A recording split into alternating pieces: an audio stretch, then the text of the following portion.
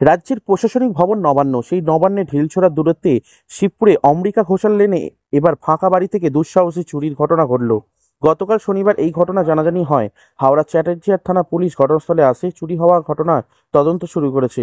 জানা গেছে, সোনা গয়না, নগদ টাকা পয়সা এবং ঠাকুরের কোষ্ঠী পাথরে দৃষ্টিপ্রাপ্ত মূর্তি সহ ঘরের যাবতীয় জিনিস চুরি হয়।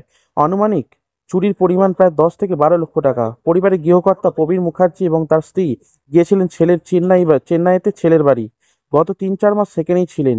আজ তাদের বাড়ি ফেরার কথা ছিল। তার একদিন আগেই দুঃসাহসী চুরির ঘটনা ঘটেছে। এই ঘটনায় হতভাগ্য গৃহকর্তা, মেয়ে এবং জামাই সহ প্রতিবেশীরা। শিবপুর থেকে চন্দন পলের রিপোর্ট, নিউজ লাইন হাওড়া।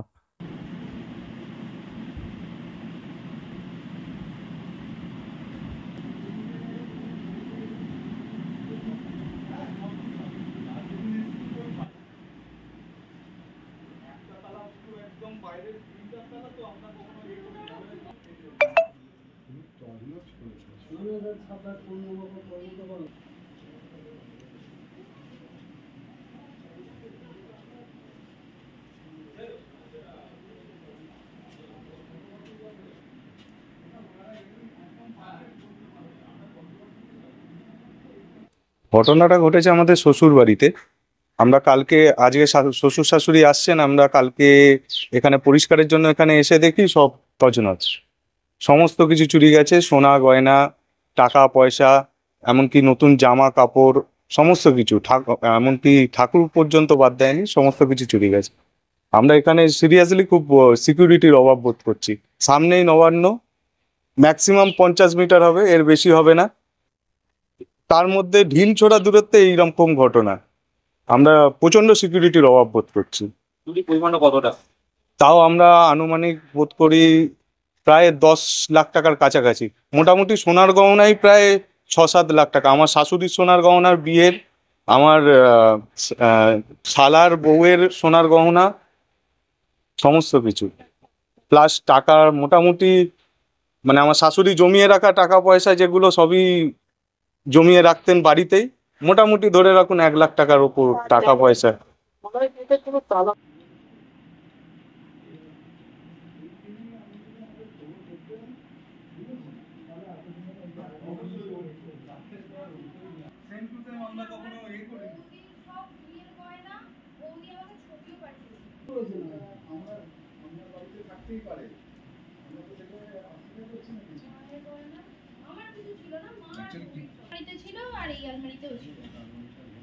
সব আলমারি তো ভেঙেছে। যা বাবা, যেহেতু এতদিন নেই জানে তো অবশ্যই।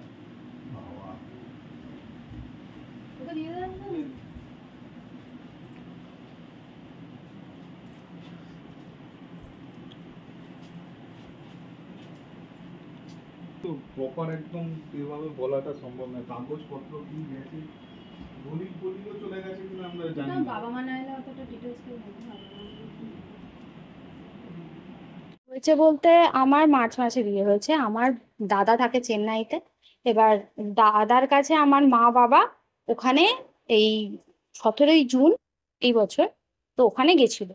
আর আমি আর আমার হাজবেন্ড দুজনে মাঝে মাঝে এসে বাড়িতে দেখাশোনা করে যেতাম। দেখাশোনা বলতে ওই এসে 1 ঘন্টা রইলাম, একটু ঘরটরগুলো দেখলাম, দেখে এইটুকু করেছি। তো 4 থেকে 5 বার আমরা এসেছি এই মানে এই 3 মাসের মধ্যে। তো এবার আজকে মা বাবা ফিরছে, সেই জন্য কালকে আমরা পরিষ্কার করার জন্য এসেছিলাম, যে ঘর দোরগুলো পরিষ্কার করতে হবে, কারণ মা বাবা আসছে।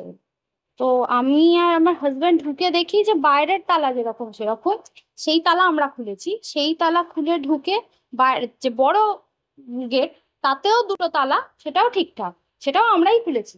তারপরে দেখি যে তারপরের থেকে যে তালাগুলো, সেগুলোকে ভাঙা হয়েছে।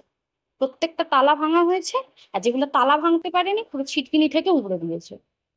নিচের ঘরে ঢুকেছে, নিচের ঘর পুরো ফাঁকা ছিল, ওখানে কিছু পায়নি। ওই জন্য এদিকে আর একটা ছোট ঘর আছে, সেটা আর বোধহয় ঢোকেনি, বোধহয় বুঝতে পারেনি ফাঁকা ভেবে। তো তারপরে উপরে গেছে, আর উপরে গিয়ে আমরা দরজা পটর খুলে, আর একটা লোহার গেট আছে, ওটার তালাটা ভাঙতে পারেনি, ওটার গেটের পুরো ছিটকিনিটা কেটে দিয়েছে। তাকে পুরো সমান করে ওটা ছিটকিনি কেটেছে, কেটে ঢুকেছে। ঢুকে এবার ভেতরে এসে দেখি তারপর থেকে তো সমস্ত তালাই ভাঙা, উগড়ে দিয়েছে।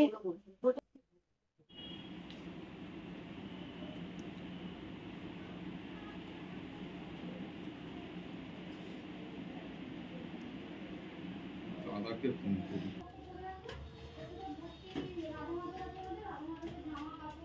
চাবি রেখে গেছিল এরকম কিছু, বাট চাবি রেখে গেলেও সেই চাবি জানা কোথা থেকে নিয়ে বার করে সেগুলোকে খুলেছে, মানে ওরা আসছে কোনো ডিটেলস জানাই যাবে কি করেছে। আমাদের কাজের